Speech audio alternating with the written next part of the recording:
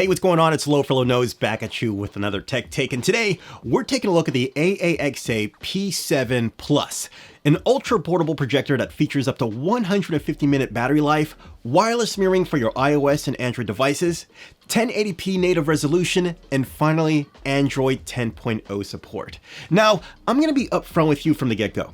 I think the P7 Plus does a lot of things right. Compact, amazingly sharp, long battery life for a projector, and some other things we'll get into. But it's almost like for every positive, there's a negative that goes hand in hand. Like clumsy onboard controls, yeah, Android 10.0, but it's extremely light, and the same old cheap tripod that you'll probably never use. In the end, it'll really come down to you and what you feel is most important for you.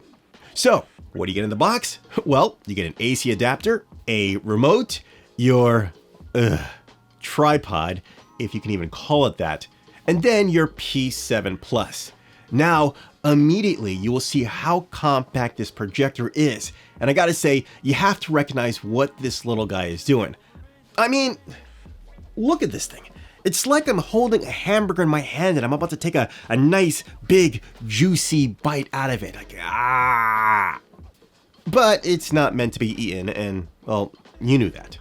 Closer look on the front, you'll see your lens element, which is pretty tiny. In boost mode, it hits up to 550 LED lumens and, of course, lowers in other modes. Now, keep in mind, when in boost mode, even though you do get a brighter picture, it does come with a louder fan.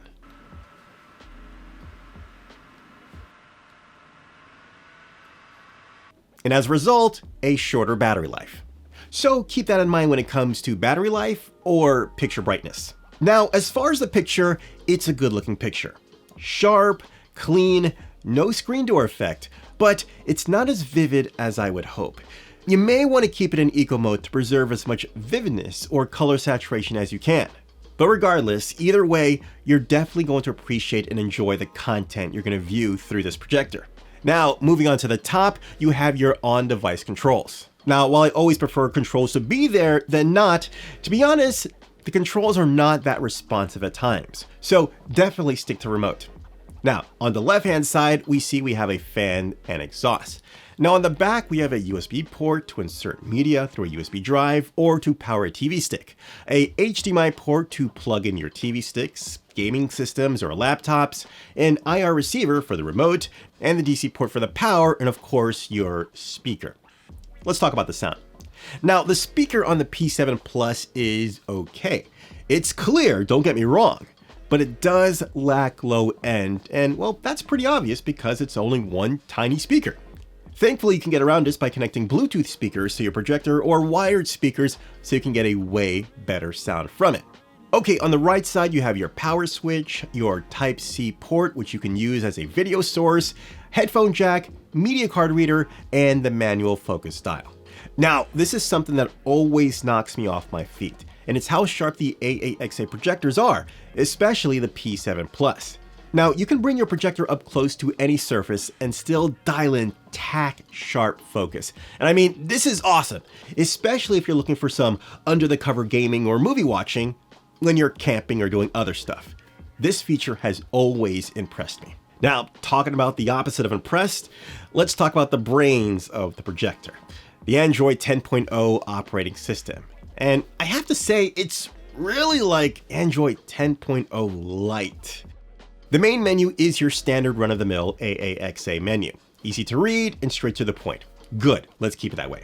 Streaming services apps to log in and enjoy. The only thing is I haven't found a way to add other apps.